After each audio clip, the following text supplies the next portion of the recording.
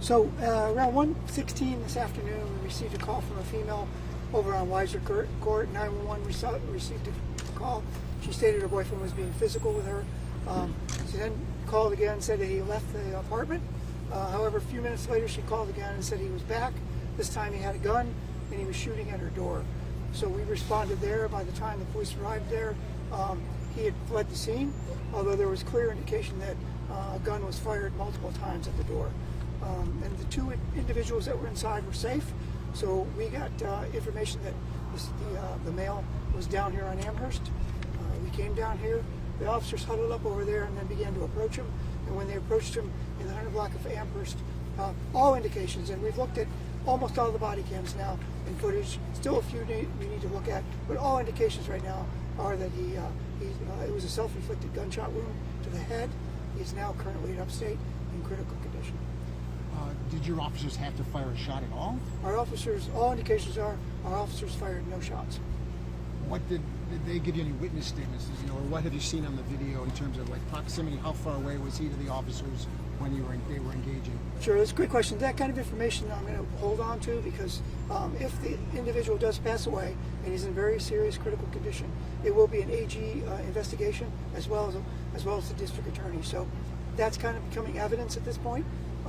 But they were approaching him. I don't want to give you the distance, but all indications are we didn't fire a shot and it was a self-inflicted gunshot wound. What kind of resources did you bring to this scene in terms of your department? Any support from other departments?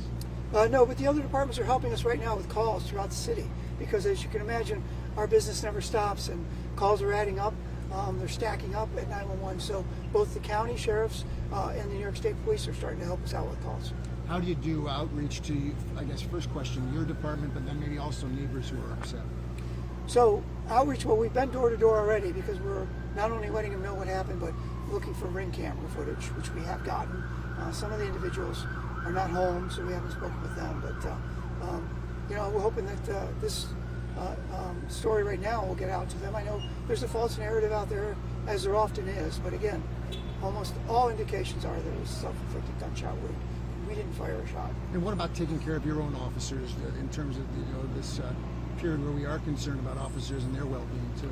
Yeah, so any of the officers that were directly on scene when it occurred, we have peer support working with them. They're all at the PSB right now with peer support individuals, talking to them, and we'll make sure they get whatever they need to get through this healthy. Are you able to say anything about the man who's in the hospital in terms of maybe his age, if not his identity? I know he's an adult male. I heard the age of 19, but it hasn't been confirmed. But he is an adult male, and that's pretty much all I know about him. And what needs to be done here on this scene over the next couple of hours or whatever it might be? I think we'll probably pull out in another hour or so. Most of our work's been done. Again, we just have to go through a lot of camera footage. My condolences to the family of this young man.